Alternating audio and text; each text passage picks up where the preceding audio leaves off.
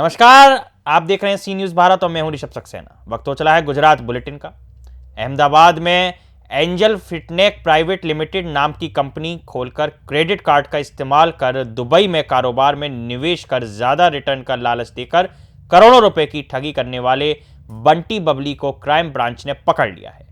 क्या कुछ पूरा माजरा है, इस रिपोर्ट के जरिए जानते हैं। अहमदाबाद में एंजल फिटनेस प्राइवेट लिमिटेड नाम की कंपनी खोलकर क्रेडिट कार्ड का इस्तेमाल कर दुबई में कारोबार में निवेश कर ज्यादा रिटर्न का लालच देकर करोड़ों रुपए की ठगी करने वाले बंटी बबली को क्राइम ब्रांच ने पकड़ लिया है। जशवंत सिंह चौहान ने शिकायत दर्ज कराई कि अहमदाबाद में सकार 3 इनकम टैक्स 4 रास्ता के पास एंजल फिटनेस प्राइवेट लिमिटेड नामक कंपनी में सोरेन पंकज भाई पटेल और अश्मिता सोरेन पटेल ने निवेशकों को अपने कार्यालय में बुलाया और उन्हें दुबई व्यवसाय में निवेश करने पर उन्हें अच्छा रिटर्न मिलेगा। इसके साथ यह भी लालच दिया कि आपको अपने क्रेडिट कार्ड से कोई पैसा नहीं देना होगा। उन्होंने बैंक से तय सीमा से अधिक मुआवजा देने की बात कहकर विश्वास में लिया।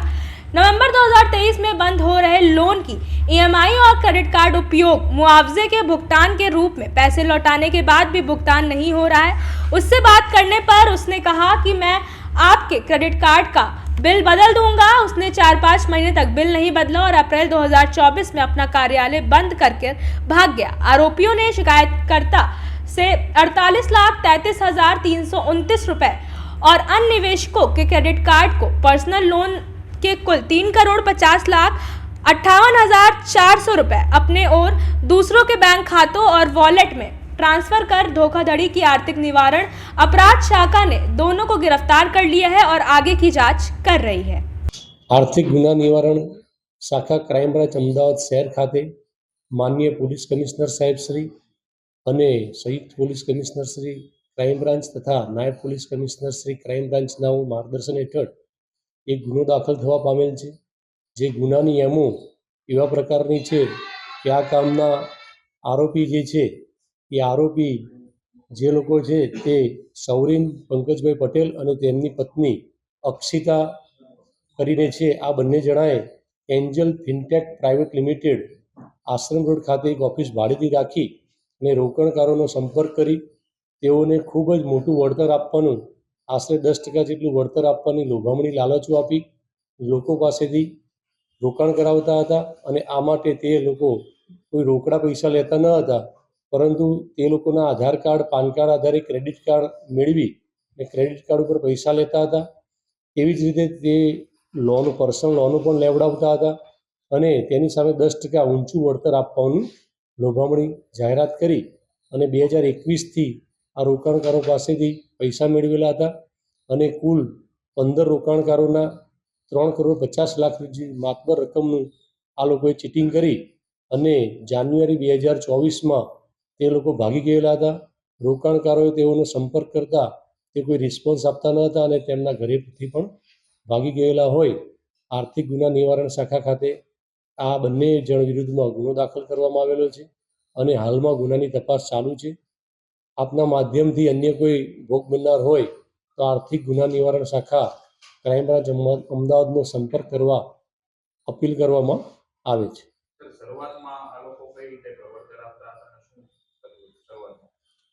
આ જે દંપતી છે એ લોકો રોકાણકારોનો સંપર્ક કરી તેઓને ખૂબ જ ઊંચું વળતર આપવાની લોભામણી લાલચો આપતા હતા। તેના માટે તે લોકોએ તેમને જણાવતા હતા કે તમારું આધાર કાર્ડ, પાન કાર્ડ જ આપો, કોઈ રોકડા રૂપિયા આપવાની જરૂર નથી। એટલે લોકો તેમના ઉપર વિશ્વાસ કરી અને ક્રેડિટ કાર્ડ મેળવતા હતા અને ક્રેડિટ કાર્ડ ઉપર વારંવાર એક વખત પૈસા મેળવી અને જમા કરાવી લિમિટ વધારતા હતા। એવી જ રીતે પર્સનલ લોન પણ મેળવતા હતા અને તેની સામે વળતર પણ ચૂકવતા હતા। એટલે લોકોને વધારે વિશ્વાસ આવતા ખૂબ જ મોટી રકમનું રોકાણકારોએ એમને વળતરની અપેક્ષાએ રોકાણ કરતા છેલ્લે આ કામના આરોપીએ કોઈને પરત પૈસા ચૂકવ્યા નહીં અને ભાગી જઈ ગુનો આચરેલ છે। આરોપી અગાઉ પણ ક્રેડિટ કાર્ડનું કામ કરતા હતા અને હાલ ત્યારબાદ તેઓએ રોકાણકારોનું આ પ્રાઇવેટ લિમિટેડ કંપની બનાવી અને લોકોની પાસેથી ક્રેડિટ કાર્ડનો ઉપયોગ કરી અને ઉચાપત કરવાનું કાવતરું રચી અને આ ગુનો આચરેલાનું જણાઈ આવે છે. પારિવારિક બેકગ્રાઉન્ડ શું છે આરોપીઓનું? કોણ કોણ પરિવારમાં છે? શું ભણેલા છે? અને અહીંથી ફરાર થઈને ત્યાં શું કરતા હતા?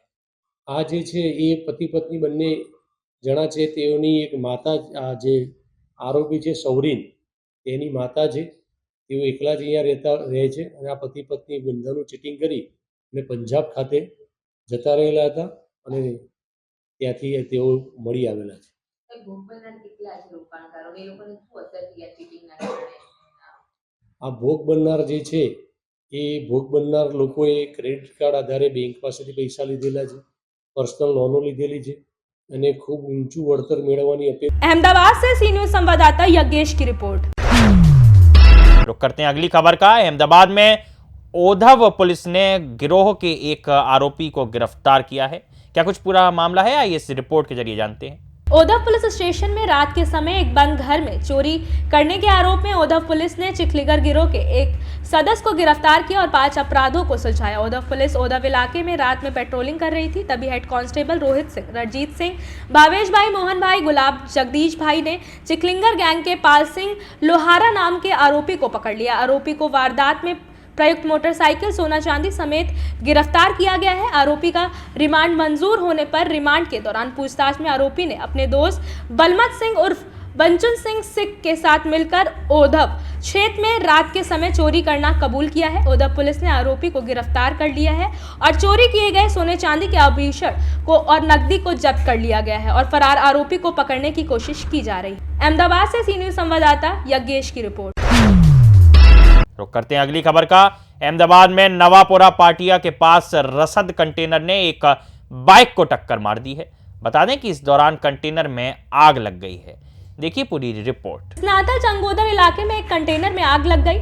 चंगोदर में नावापुरा पटिया के पास एक कैंटर में आग लगी है। बता दें कि नावापुरा पटिया के पास रसद कंटेनर ने एक बाइक सवार को टक्कर मार दी और वाहन को करीब 400 से 500 मीटर तक लुढ़काते हुए नावापुरा गांव की ओर चला गया, जिससे कंटेनर में आग लग गई। इस घटना में बाइक सवार तो सुरक्षित बच गया, लेकिन बाइक जलकर नष्ट हो गई है और लॉजिस्टिक कंटेनर में मौजूद डिलीवरी की मात्रा को कंटेनर से साफ कर दिया गया है।